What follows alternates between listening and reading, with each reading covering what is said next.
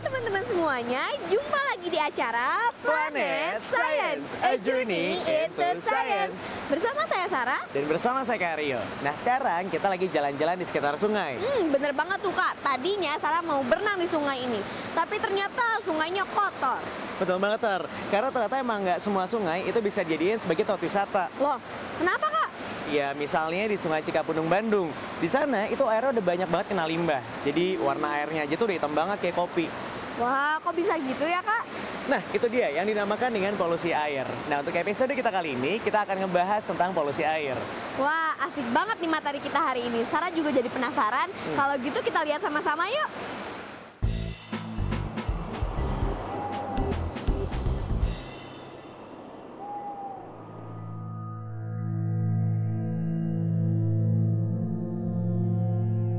Polusi air adalah perubahan keadaan di suatu tempat penampungan air seperti danau, sungai, lautan, dan air tanah akibat aktivitas manusia. Polusi air adalah penyimpangan sifat-sifat air dari keadaan normal, bukan dari kemurniannya.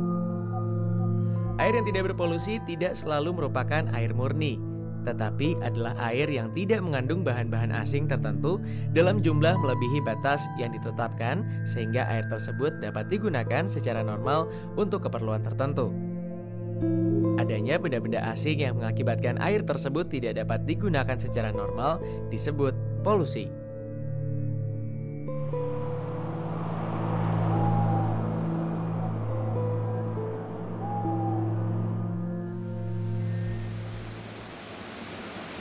Kak, seger banget ya pagi-pagi gini minum air yang seger banget kayak gini.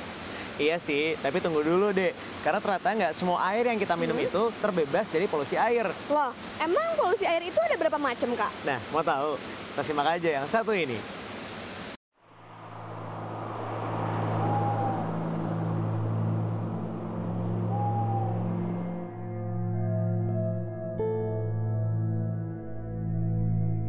Ada dua jenis polusi air. Pertama, polusi air permukaan. Kedua, polusi air bawah tanah.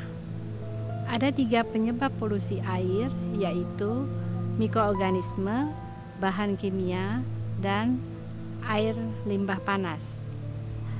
Mikroorganisme yang terdapat di dalam air berasal dari berbagai sumber seperti udara, tanah, sampah, lumpur, tanaman, bangkai, kotoran manusia, kotoran hewan, dan bahan organik lainnya. Penyebab kedua polusi air adalah bahan kimia.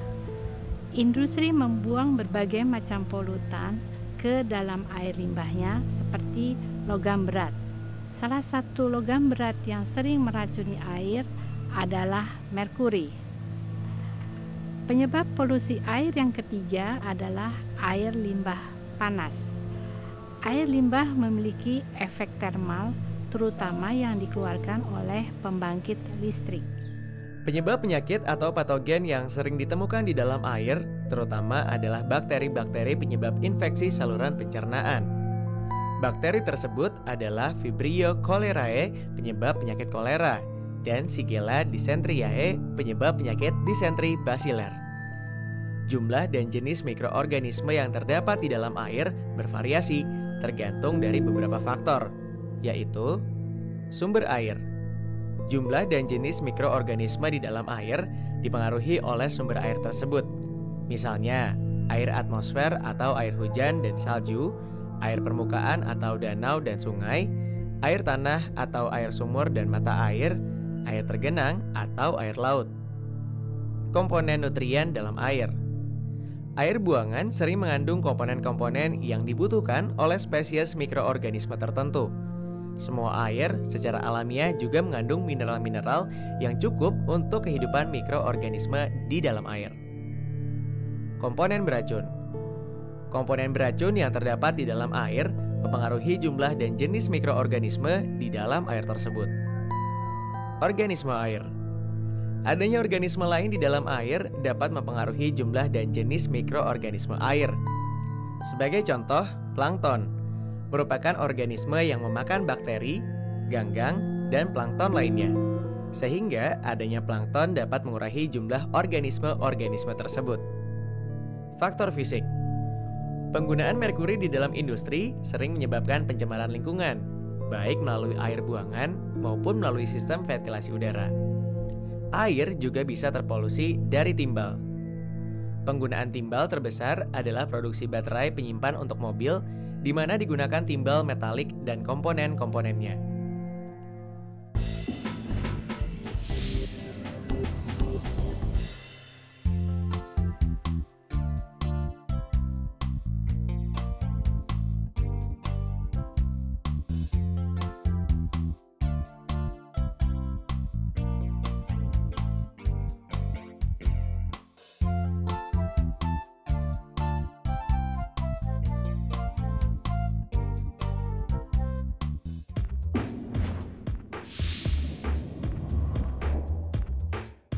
Manakah di antara 3 gambar ini yang bukan menjadi sumber pencemaran air?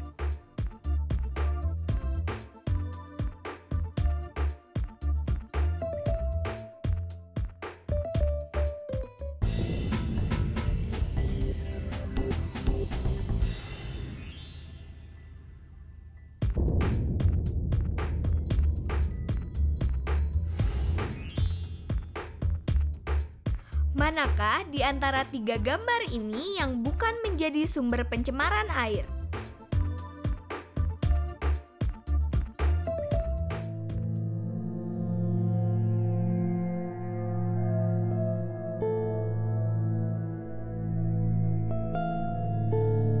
Kak, air itu dibutuhin sama semua orang, ya kan? Benar. Terus kenapa? Ya gini, di dunia ini kan penduduk semakin bertambah.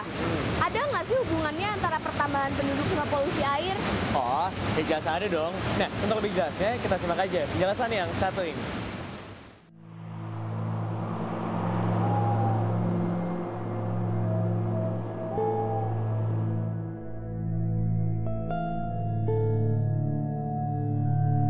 Sehubungan dengan pertambahan penduduk yang semakin meningkat, maka permintaan akan pangan, sandang, dan papan juga semakin meningkat. Hal inilah yang mendorong peningkatan kegiatan pembangunan di berbagai sektor, mengakibatkan pemanfaatan ekosistem secara tidak rasional dan tidak terkendali. Kegiatan pembangunan tersebut mengakibatkan penurunan kualitas, bahkan perusakan ekosistem itu sendiri, serta berdampak lanjut terhadap gangguan ekosistem yang lain yang berada di sekitarnya. Sebagai contoh, misalnya krisis sumber air minum, kemudian proses penanggalan, dan proses eutrofifikasi, di mana tumbuhan air berkembang secara pesat sehingga tidak terkendali lagi. Beberapa dampak dari polusi air dalam kehidupan diantaranya meracuni sumber air minum. Dalam jangka panjang, air yang kotor dapat menyebabkan kanker dan kelahiran cacat, terganggunya kehidupan organisme air karena berkurangnya kandungan oksigen, terjadinya ledakan ganggang dan tumbuhan air atau eutrofifikasi, pendangkalan dasar perairan, kematian biota kuno seperti plankton, ikan, bahkan burung.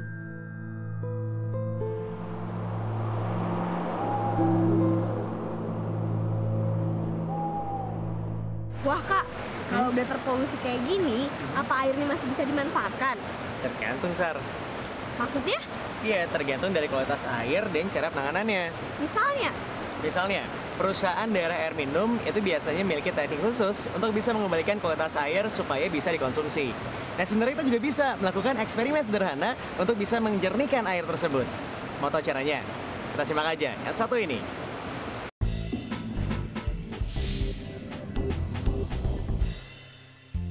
Tujuan dari eksperimen ini adalah memahami sistem penyaringan air secara sederhana. Alat dan bahannya adalah sebagai berikut.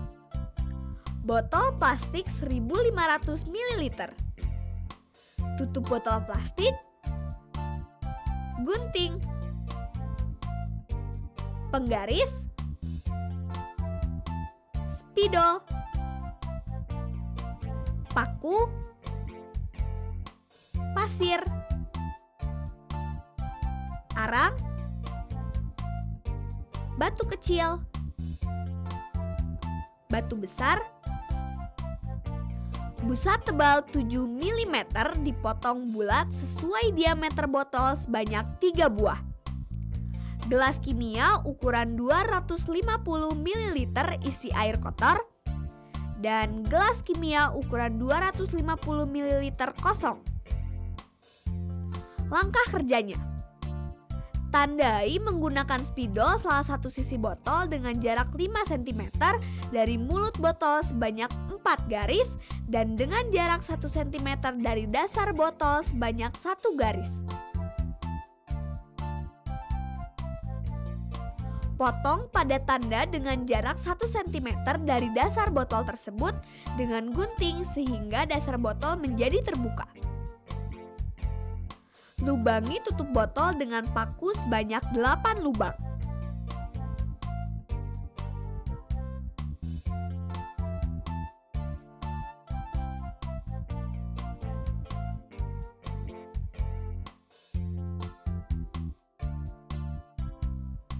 Pasangkan tutup botol tadi pada badan botolnya.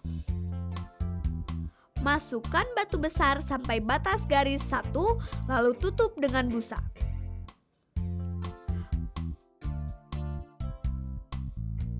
Masukkan batu kecil sampai batas garis 2, lalu tutup dengan busa.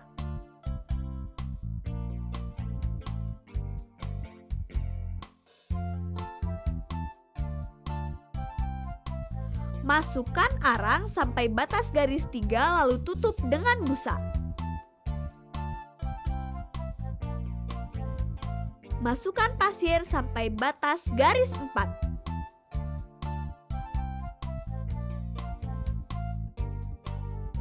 Masukkan air kotor ke atas alat penyaringan. Tampung hasil penyaringannya dalam gelas kimia yang lain.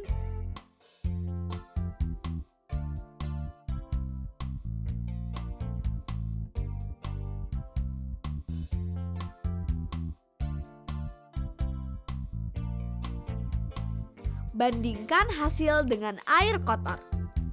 Hasil eksperimen akan diperoleh air yang lebih jernih.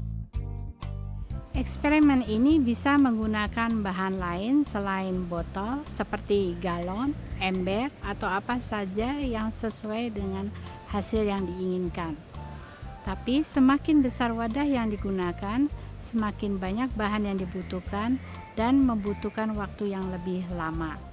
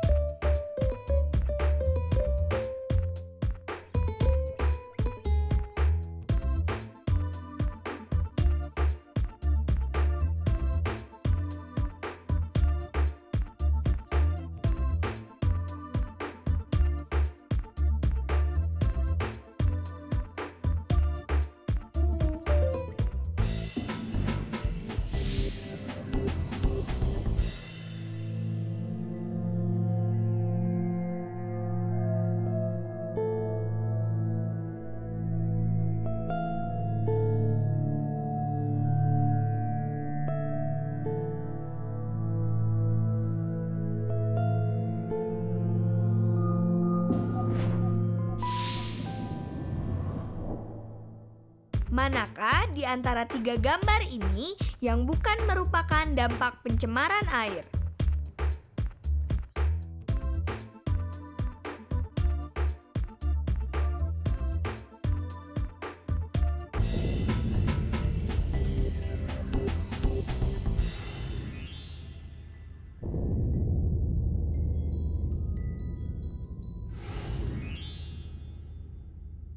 Manakah di antara tiga gambar ini yang bukan merupakan dampak pencemaran air?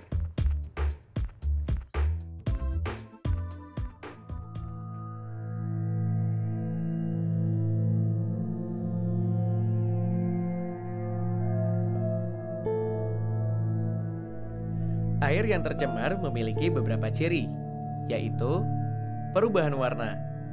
Warna air yang tidak normal biasanya menunjukkan adanya polusi. Perubahan bau. Bau air tergantung dari sumber airnya. Bau air dapat disebabkan oleh bahan-bahan kimia, ganggang, plankton atau tumbuhan dan hewan air, baik yang hidup maupun yang sudah mati.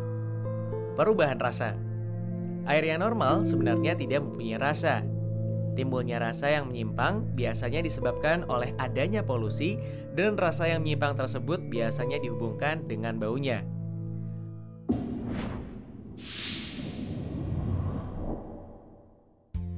Tujuan dari eksperimen ini adalah membuktikan bahwa air dapat dijernihkan secara kimia. Untuk melakukan eksperimen ini, kita membutuhkan alat dan bahan sebagai berikut. Buah kelor, pisau, mortar dan alu, sendok plastik,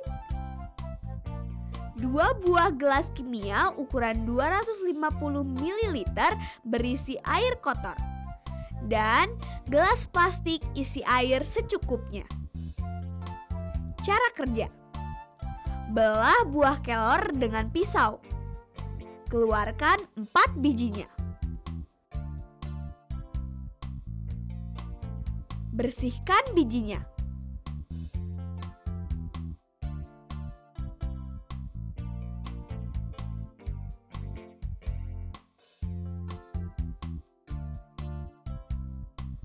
Masukkan biji tadi ke dalam mortar lalu tumbuk dengan halus sampai halus.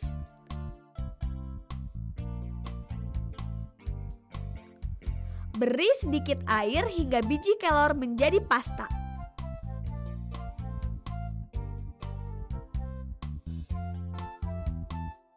Campurkan pasta kelor ke dalam air kotor. Aduk air dengan sendok secara cepat selama 1 menit. Kemudian aduk secara perlahan selama 1 menit. Endapkan air selama 1-2 jam atau hingga air jernih terpisah dari endapan kotoran. Bandingkan air hasil penjernihan biji kelor dengan air kotor semula. Hasil eksperimen menunjukkan bahwa air jernih akan terpisah dari endapan kotoran. Menjernihkan air dengan biji kelor juga termasuk penjernihan secara kimia. Semakin lama pengendapan, maka air akan semakin jernih. Untuk menghasilkan hasil terbaik, tumbuklah biji kelor sampai sangat halus. Bila tidak, maka proses penggumpalan kotoran tidak berjalan dengan baik. Yang perlu diingat, air yang dijernihkan menggunakan biji kelor ini hanya untuk pemakaian yang sedikit. Karena air yang sudah dijernihkan hari ini dengan biji kelor, esoknya sudah tidak baik lagi untuk digunakan.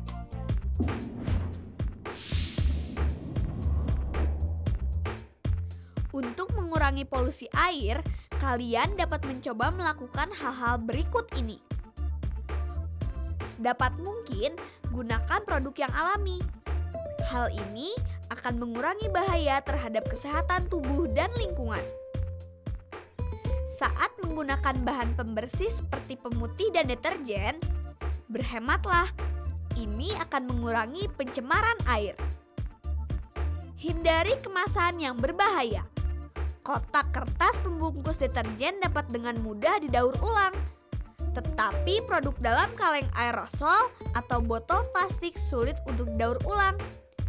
Terlebih lagi jika dibuang begitu saja tanpa diolah. Gunakan tempat sampah yang memisahkan jenis sampah organik dan anorganik. Sebisa mungkin gunakan ulang kemasan-kemasan yang anorganik. Baca label produk dengan cermat. Jika pada label tertera dapat menimbulkan keracunan, pikir ulang untuk membelinya. Sebagai gantinya, gunakan produk yang tidak berbahaya.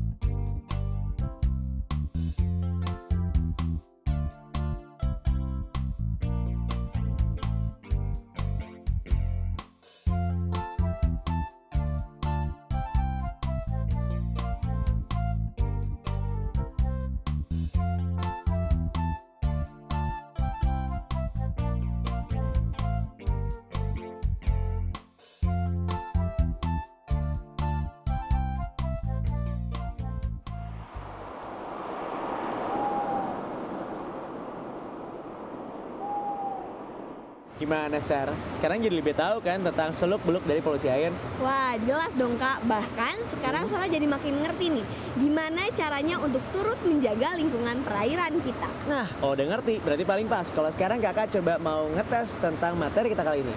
Oke. Siap, kalau kita yang pertama nih. Apa yang dimaksud dengan polusi air? Jadi gini Kak, polusi air itu adalah penyimpangan sifat-sifat air dari keadaan normal atau bisa dibilang tidak murni lagi. Biasanya hal ini diakibatkan oleh aktivitas-aktivitas manusia yang merugikan. Oke, kalau penyebabnya apa aja coba? Banyak Kak, ada mikroorganisme, terus juga bahan kimia, logam berat seperti timbal dan merkuri, nutrien, padatan, dan panas. Kalau dampaknya masih inget nggak? Dampaknya banyak Kak. Ini cuma beberapa aja ya. Di antaranya meracuni sumber air minum, yang jelas menimbulkan penyakit pencernaan, meracuni makanan hewan, terganggunya kehidupan organisme air karena berkurangnya kandungan oksigen, terjadinya ledakan ganggang dan tumbuhan air atau eutrofikasi, dan yang terakhir adalah pendangkalan dasar perairan. Nah, terus gimana cara kita bisa menjaga air dari polusi? Banyak Kak, menggunakan produk-produk alami. Terus juga sebisa mungkin tidak menggunakan bahan kimia seperti deterjen secara berlebihan. Terus selektif dalam memilih kemasan atau gunakan bahan-bahan yang dapat didaur ulang. Dan yang terakhir adalah jangan membuang sampah di saluran air. Sip deh. Oke deh, teman-teman juga udah semakin ngerti kan tentang polusi air? Pastinya dong, makanya jangan lupa untuk terus bereksperimen dan jangan lupa juga buat terus menyaksikan Planet Science, a journey into science. Dadah.